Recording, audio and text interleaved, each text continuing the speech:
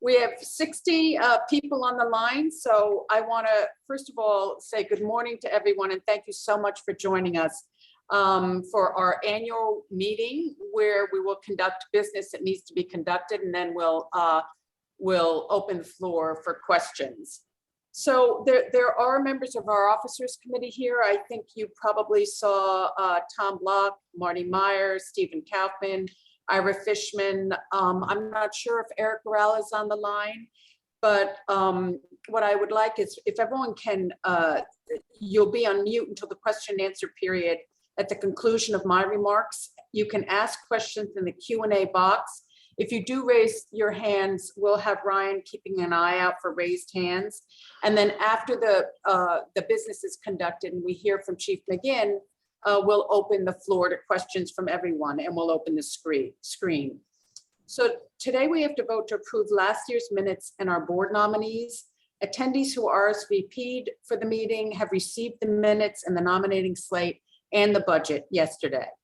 Votes are held by class of nominees in this bid and all bids: property owners, tenants, residential, and interested parties. You can only vote in your class. So if you're a tenant, you vote for the tenant class, a property owner for the property owner class. And at the appropriate time, a box will appear on the screen that will allow you to vote. So Marty, I want to welcome you. Thank you so much for being here, and the floor is yours.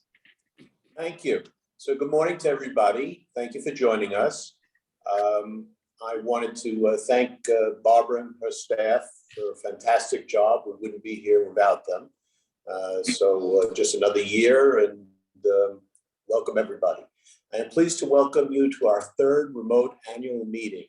Over the last 2 years, our remote meetings and gatherings have enjoyed robust participation rates, which is why we decided to use Zoom again this year.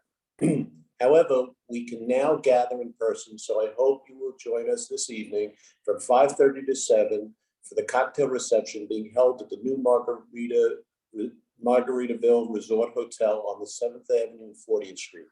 Our first order of business is to approve the minutes from last year's annual meeting. May I have a motion to approve the GDA board meeting minutes? I move that we approve the minutes. Great. So could everyone please click off one of the boxes that's popped up on your screen? Not clicking. It's not clicking. Not responding, Barbara. Not clicking. Panelists can't vote Oh, for whatever reason. You want to do a voice vote? We'll take it. Okay, Everyone Marty, else should be able to vote fine. Everybody else Okay. should be able to vote, yeah. And Ryan, I think. Marty setting there Meyer is approves. normal. Ira Fishman approves. Steve Kaufman approves. Okay.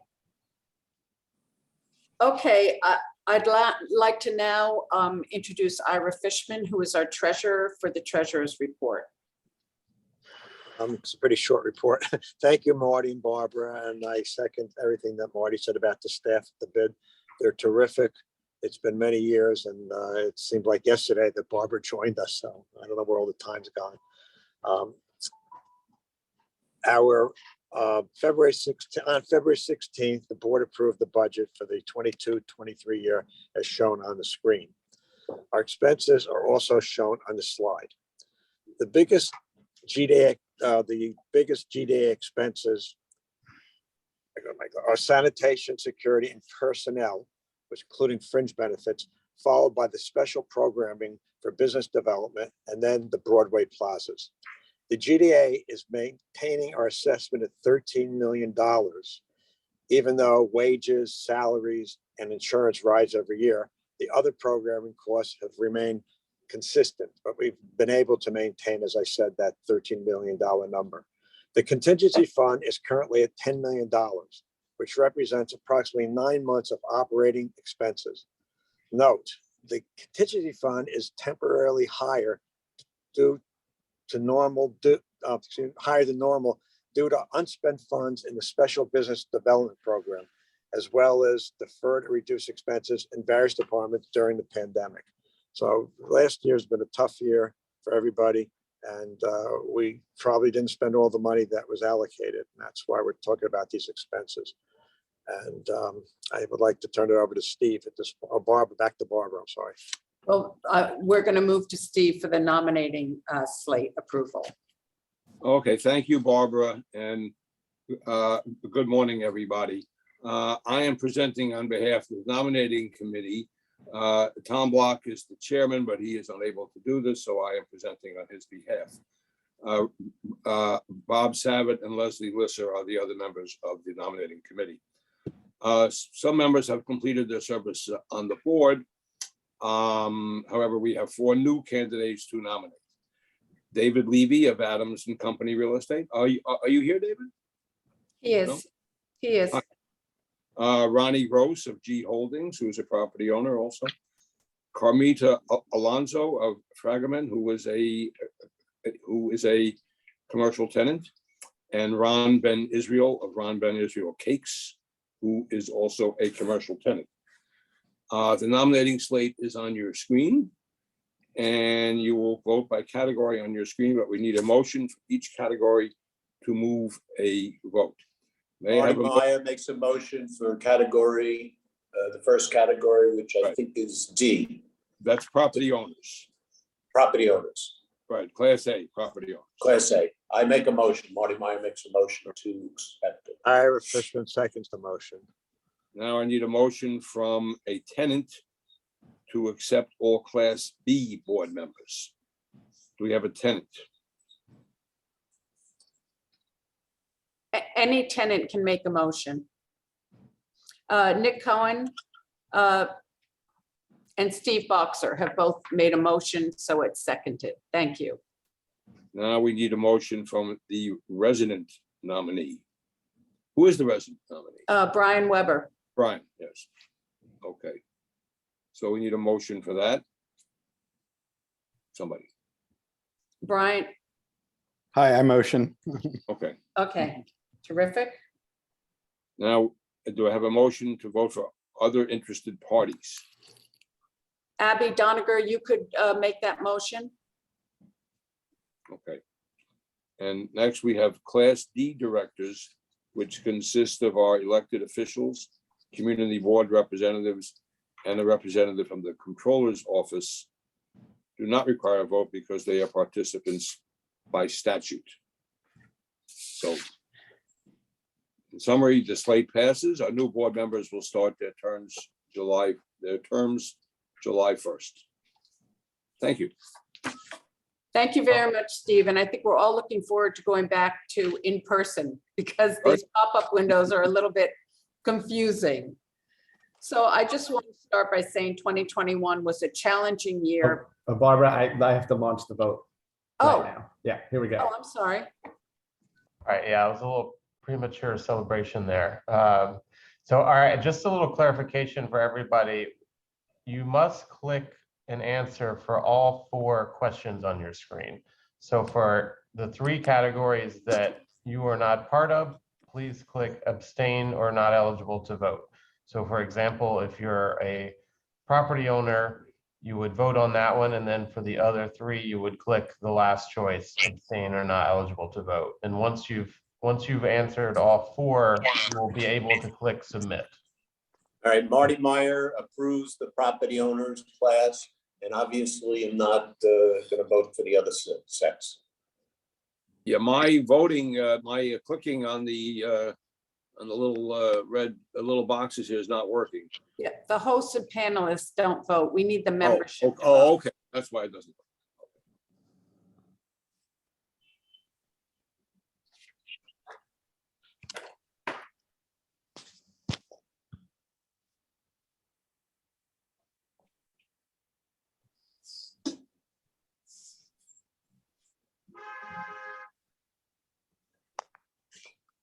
I think we'll give it about 10 more seconds, then we can. All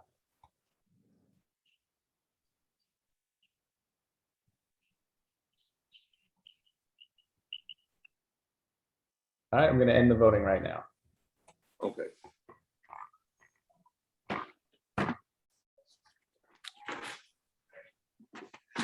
Did the slate pass, Ryan? There were no opposing votes, and so yes, I believe it's they passed. Great. Okay, thank you, everyone. So I'll start again. 2021 was a challenging year, particularly in West Midtown. However, there's good news to report. Pedestrian counts in the neighborhood are steadily improving. In March 2020, our foot traffic plunged 92%. Last week, counters recorded 3.42 million pedestrians, the most of any week during the pandemic.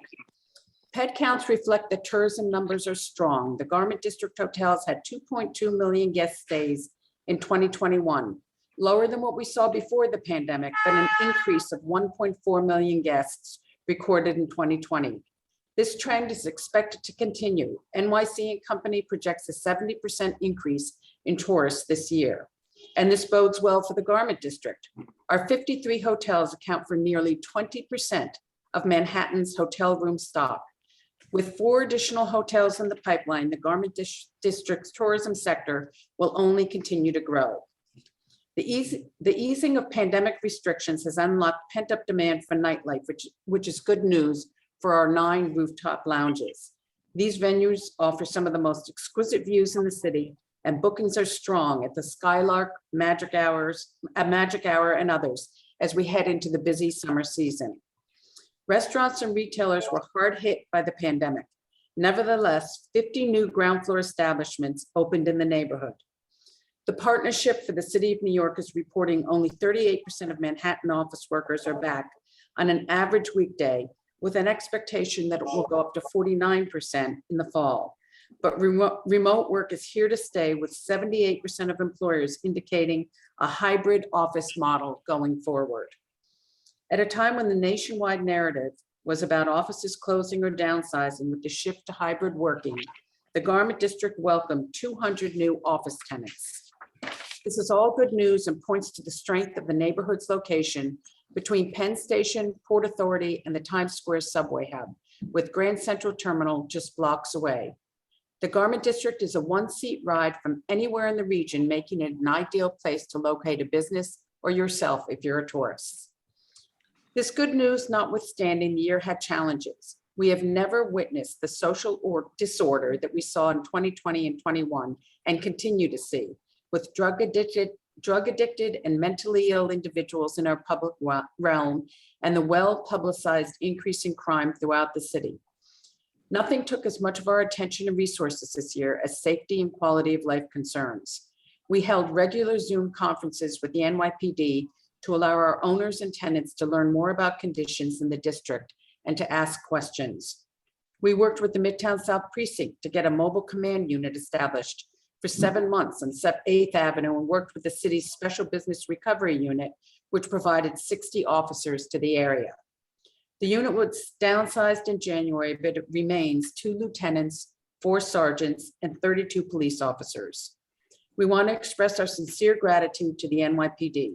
We're most grateful to Inspector Stephen Hellman of the Business Recovery Unit and Inspector Robert O'Hare of the Midtown South Precinct, and all the officers you see on the screen right now who work closely with us every day to improve safety in the Garment District.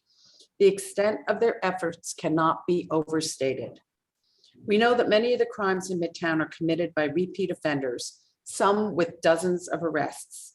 The DA has placed an emphasis on intervention and diversion for those committing crimes. We believe that anyone who's been arrested multiple times should no longer be a candidate for diversionary programming, but instead must face stricter consequences, including incarceration.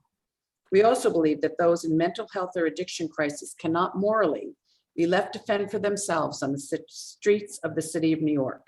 There must be adequate treatment programs and housing with supportive services for all those in need, along with mechanisms for compelling services for those who are too impaired to make an informed decision about their own health. These are things that can only be solved by the city and state, and we've devoted our energy to advocacy. We have strongly stated our positions to the governor, our state senator Brad Hoylman, and to our elected representatives, council members Keith Powers and Eric Botcher. We sit on the Manhattan DA's Small Business Task Force, where we've been very outspoken about repeat offenders.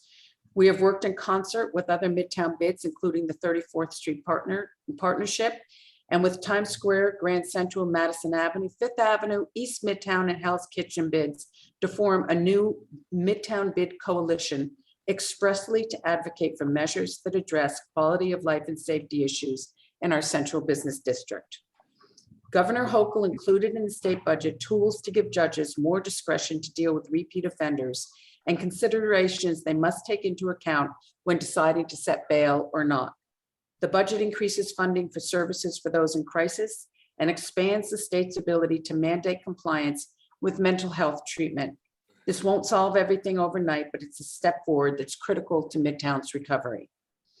The GDA has met with State Deputy Secretary for Human Services and Mental Hygiene and Deputy Secretary for Public Safety to learn more about how these budget changes will play out. We pressed our insistence that mentally ill individuals and drug addicts be removed from the public realm to a safe environment where they can receive treatment if they choose. Regarding sanitation, there was plenty of illegal dumping during the pandemic. We increased our hours to handle the additional refuse generated by social disorder on the streets and as a consequence of the city's open restaurant program. We painted and repaired street furniture, which is an ongoing effort. We collected over 2 million bags of trash this year, a year with dramatically reduced pedestrian counts. Other developments in the public realm include a new DOT treatment on the blocks between 38th and 40th Streets. To green these public spaces, GDA added planters and trees. We now have 105 planters and 30 trees on Broadway, 88 planters on 7th Avenue, 35 planters on 8th Avenue, and 120 tree pits throughout the district, all of which are planted and maintained by the Garment District Alliance. Public space activation this year included a weekly summer concert series, 4 public art installations, and a massive installation by the world famous artist JR on the south wall of the Port Authority, featuring over 1,500 photos taken on site of individuals in the Garment District and a Steve Taylor mural on the 7th Avenue pedestrian barricades. The kiosk on 7th Avenue and 39th Street will soon be removed and replaced with a new sculpture of our iconic button and needle. In the coming fiscal year, our efforts will continue to focus on programming our streets and public spaces, supporting our local businesses, hosting year-round public art installations, continuing our horticulture, public safety, and sanitation programs, using our social media voice to promote member businesses, connecting businesses to government support programs, and advocating for long-deferred capital investment and policies that will rationalize how our public realm is used and by whom to position the neighborhood for the future. We're advocating for mixed use in our commercial buildings, including market rate residential conversions, which will make the Garment District a more competitive 24/7 neighborhood as permanent hybrid working continues to shift the needs for space in Midtown. We will object to the placement of any additional social services in the Garment District. The neighborhood is oversaturated and clearly in violation of the planning principle of fair share. And while the new state budget is a good first step, there are more reforms that are needed to make our city safer and our justice system more accountable. I'd now like to ask Chief Brian McGinn. Yes, he's related to our very own Kevin McGinn, to make remarks on the mayor's protocols for working towards eliminating homelessness, mentally and emotionally ill individuals and drug addicts in our public realm, and the distribution of services that will be available to these individuals. Chief McGinn. Good morning, Barbara, and good morning to everybody on the team. And I'm just here to kind of assure everybody in the Garment District that of our commitment to keeping everyone safe and quality of life in the district. Barbara, you mentioned a few people on the call before, Inspector Hellman, who just retired, by the way. Yes. One of my best friends, and it's a big loss to the department, but the unit still moves on. Lieutenant Veris is still in the unit, Sergeant Zonin, who do a phenomenal job. So not only do you have that unit in the Garment District and all of Manhattan South, but you also have the precincts, which is kind of a bonus compared to the other boroughs. So you have this specialized unit that's dealing with quality of life issues, homeless issues, vending issues, things like that.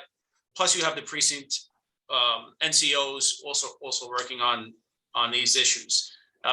you mentioned there's a new task force, if you want to call it, with DHS, Department of Homeland Services, Sanitation, and the Police Department.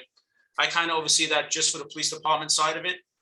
And it's to get, not only to clean up the encampments, but to clean up the encampments in a compassionate way. So if we go out and we do a cleanup, DHS is always there with us. And the main focus of cleaning up that encampment is to get the people that are homeless in those encampments housed. And I can tell you, I think it started around March 18th, mid-March, this task force. We've been doing very well with getting people services, getting people housed. I don't have the exact numbers in front of me, but I can tell you it's working. And there's a lot of spots, especially along the 8th Avenue corridor and the Broadway corridor in the Garment District, where we revisit. So if we clean it up one day, we'll go out, we'll resurvey, we'll see that same location pop up again, and we'll go clean it up again, and we keep offering services. And what we've seen is some individuals that we offered services to on the first time, where they didn't accept services, the second time they did accept services. So it's just a matter of keep on doing a job day in, day out.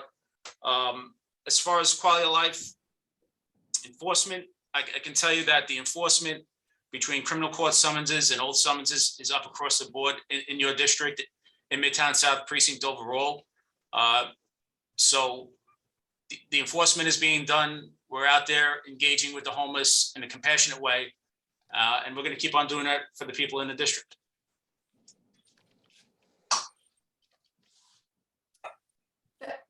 Thank you. Thank you, Chief McGinn. I'm just noticing that we've been joined by Councilmember Keith Powers, and I wanted to introduce you, and if you want to address our group, that would be wonderful. Sure. Thank you. First of all, I want to just follow up on, I think Deputy Inspector McGinn was saying, sorry, I think I got your title right, but Deputy Inspector, right? But anyway, they are doing a good job. I want to say that I worked with Steve Hellman a lot over the last couple of years. He also was he was the head of the 13th precinct where I was. And he was extremely helpful and responsive to a lot of issues that we were dealing with in around my district, in Midtown, on 14th Street and others. And so I know sometimes you don't always see it happening in real time, but I've had a really good experience, a lot of folks helping in Midtown to get a lot of issues addressed. And I've definitely seen a lot more of it recently, responsiveness in the last couple of months, as we've had issues around sanitation, we've had issues around encampments, public safety issues, you name it. It's always been a very easy phone call away to get some help. So I want to say thank you to those guys, because they have a hard job and they don't always get the credit for being out there, because you don't always see it happen in real time. But there's a lot of multi-agencies that are involved in these issues, and so sometimes they take a while, but I do see these things happening in real time. And so I want to appreciate them and want to just reiterate the work that they're doing. Second is, I just want to say hello and first of all, thank you to everyone for all the work you guys are doing during the pandemic and over the last year.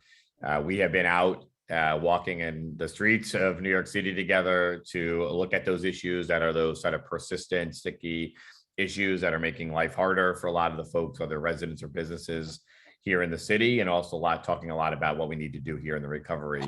And I do want to recognize a lot of these issues are going to take more than one time, and we're going to have a lot of work we have to do here to stay on top of these issues. But the recovery is about a process here, and we have to go through that process, including the economic recovery, the public safety crisis and recovery, and getting people back into the city. And that's what I've been spending a lot of time focusing on and doing, addressing the hot spots and quality of life issues, but also talking big ticket issues that we need to get to here in this city to get people back. Tourism, we're talking a lot about office space these days, hotels.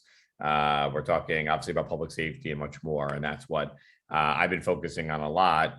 I just would mention a few issues that we're working on right now in the city council, really about businesses and small business, well, business survival, but also small business survival.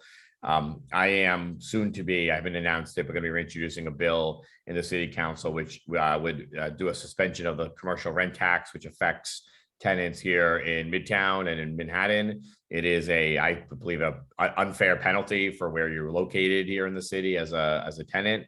But our economic recovery really does, I think, require us to look harder at ways to help these businesses out and give them not only the financial relief, but also kind of a sign here that city government is here to help them out and keep them in business. And we're, trying to do a lot of that. So I'm going to be doing a bill with a couple of my colleagues in Manhattan to reintroduce that, suspend it for 3 years, give us a little bit of time to get money back in people's pockets and get our footing. And that's number one. Number two is I introduced a bill last week with the mayor and with the mayor's support, which is if you are a restaurant or a bar in the city, you pay this unexplainable tax on your liquor license every year, that after you pay for your $5,000 liquor license, every year we tax you 25% of the cost of that just to collect money from the city. So with the mayor's support, we're doing a bill to suspend that for 1 year. With bars have already been getting notices that say, that we're waiting for the bill to pass, but in the meantime, we're not going to charge you for this extra fee on your liquor license. Another way to show them that we are trying to get out of their way a little bit. And then the third is I did a press conference with the mayor on Sunday, which in the same vein, we actually did about 110 different punitive measures that we're taking a step back on for small businesses here in the city. So if you own a dry cleaners or a restaurant or any small business, you are governed by so many different agencies, Consumer Affairs, Department of Health, you name it. So small SBS. So we are actually announced 110 and 20 different fines and fees where there's no longer be a first time fine. It's going to either be we're repealing it or we're doing a cure period and something else to help replace that for the time being, to also get out of the way a little bit here and let people have a little bit of space. And all those measures are meant to kind of work together here to get people back into their businesses, to get people to open businesses and have more confidence, and to send a sign here to the folks that really need it, that we're here to help them out. So we're doing a lot on that front.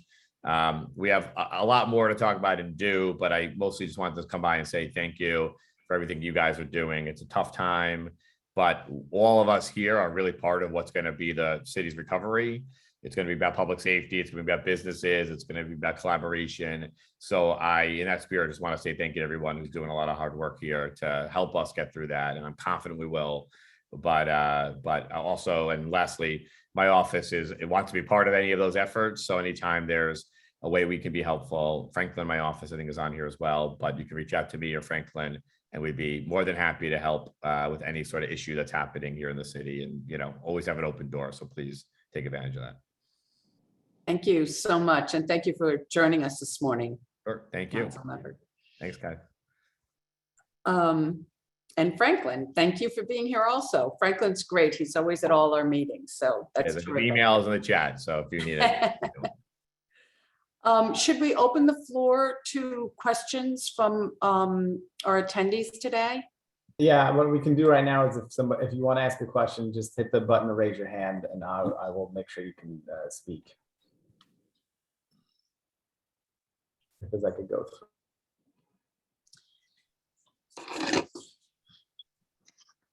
There we go, Ashley. Hello, good morning, everyone. My name is Ashley Scott, and I am happy to attend your event today. I'm very interested in learning more about resources that you have for the MWBE sector, as I'm interested in entrepreneurship within the fashion and retail industry. And I put my contact information in the chat earlier. Thank you.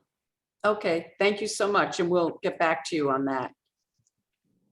I did have a question, Chief McGinn, for you. I'm wondering if with any of our new initiatives, the task force, which is a multi-agency task force, is there going to be any practices that will be more assertive in terms of compelling people to move, come off the street? Because one of the problems we have here is drug addicts, and they're literally passed out on the street. And if they refuse services, but they're completely not functioning, is, I guess, are we moving towards a world where, we disallow these practices or behaviors? Yeah, so listen, I agree with you, Barbara, but we have to operate within the parameters of the law also. So if we see one of these, drug users that you're talking about, and we see them actively using drugs, we can make that arrest. If we don't see them, we can't make that arrest. Even if there's a needle next to them, we can't make that arrest. If they're passed out on the street, our office should be calling for an ambulance. That person should go to the hospital. And even with the encampments, we have to work in the parameters of the law. If one individual is lying on a sidewalk and people can walk around that individual and there's no other property with that individual, that person can stay there legally as long as people can walk around. That's just the way the law is written. But now if we have a ton of property on either side of that person, we could say, now you don't have control of this property. This is an encampment. You have to move this property. If you can't control the property, we'll vouch for it. So, we have to work in the parameters of the law. But like I said earlier, it's a matter of constant follow-up. And like I said earlier, we reached out to individuals, try to get them help, who initially told us no. And then we keep on going with this new task force. And then they said, yeah. And a lot of people have been housed. Yeah. Okay, thank you. We have a question from Peter Amato. He wants to know, is 311 still the best contact for reporting encampments, homelessness, et cetera? Yes, it is. Yes. And I would just add, sorry to jump in, I would add, if you see, I mean, these guys, as I understand, like in one of the issues in my district, sanitation went out this week, went and saw a huge pile up, cleaned the streets and took some items away that in conversation with the person, and then they'll come back and do a sweep at the end of the week, which to me is a really good approach to doing that. It's, give the people opportunity to relocate or whatever, and then come back if they need to. But all to say, if you're seeing in real time what's something, then you're trying to figure out, you can also call us and we can, also reach out to folks as well. Great, thank you. Brian? Hi, Barbara, thank you. And thank you all for attending this meeting. It's nice to see Chief McGinn and Councilmember Powers. I just want to point out that in the Garment District, particularly along the 8th Avenue corridor, a lot of the individuals there that are causing disruption and engaged in antisocial behavior are not homeless individuals. They're individuals who travel to this neighborhood daily for social services. We have a methadone clinic, we have a number of substance abuse programs, and we also have the State Parole Board, all off the 8th Avenue corridor. And what we see is a lot of individuals who come for services and a lot of individuals who come to prey on those coming for services. So that's what's driving the narcotics activity. In fact, later at night, the streets will be emptier. We don't see homeless encampments as much, and thanks in large part to the various task force. But what do we do to address this daily narcotics activity, particularly the 200 block of West 36th Street? If you walk down that street at any given time during the day, you are bound to stumble across somebody either shooting narcotics or smoking crack, or sometimes both, as I did just strolling across there at 6 o'clock the other afternoon.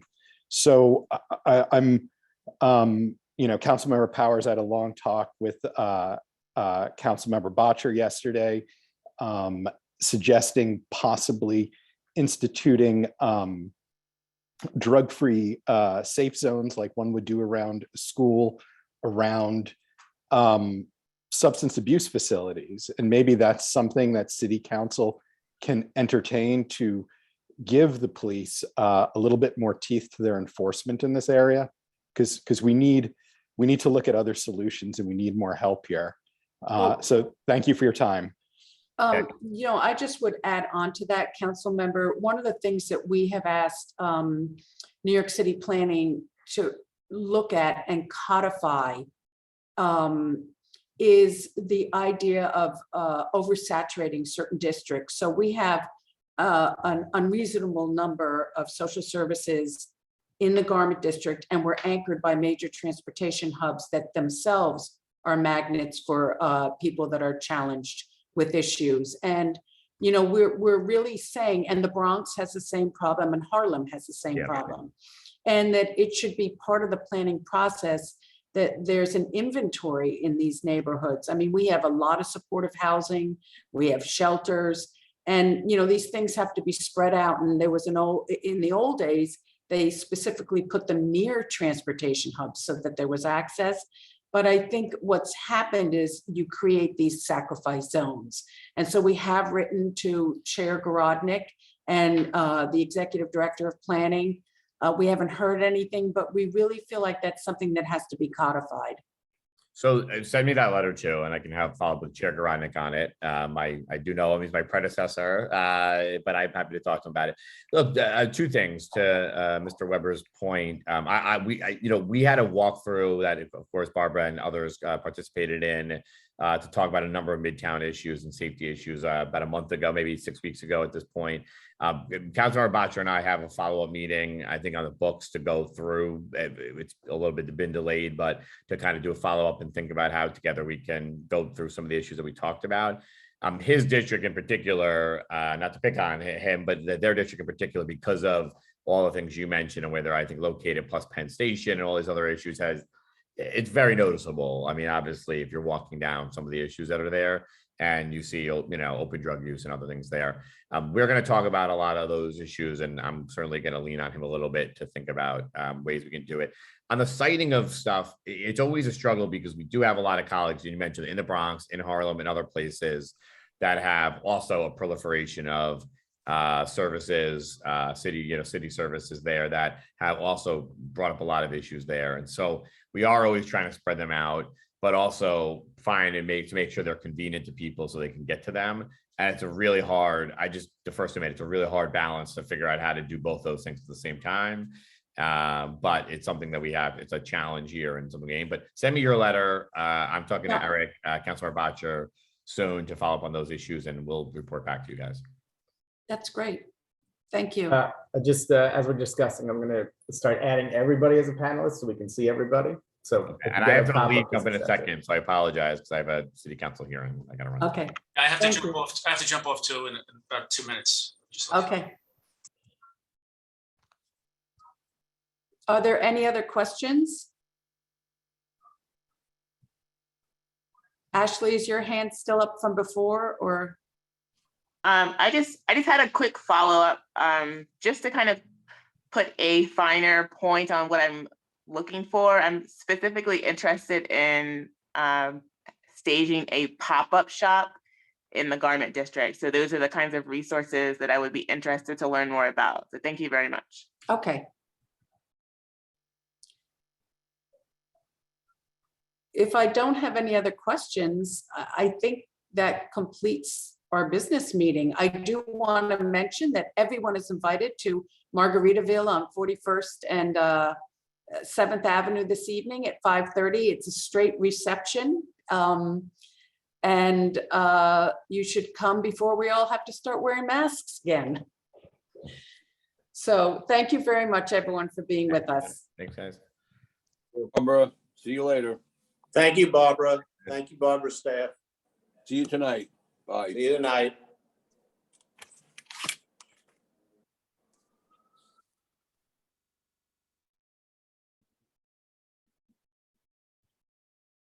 Thank you, Barbara. Oh, thank you, Ron, for being here. It was extremely interesting. So what's the result? Did we get voted in? So you're voted in, and we'll have your term actually technically starts July 1, but we won't have our first full board meeting until September. So I wasn't sure if it's a competition. It was a shoe-in. Well, we're really happy you're going to be joining us. All right. Thank you so much. Okay. Neighbor. Neighbor, yes. Exactly. Take care. I'll see you later on this evening. Bye-bye. Bye. We'll be sending out a link to this meeting afterwards, either later today or tomorrow. Okay. Thank you.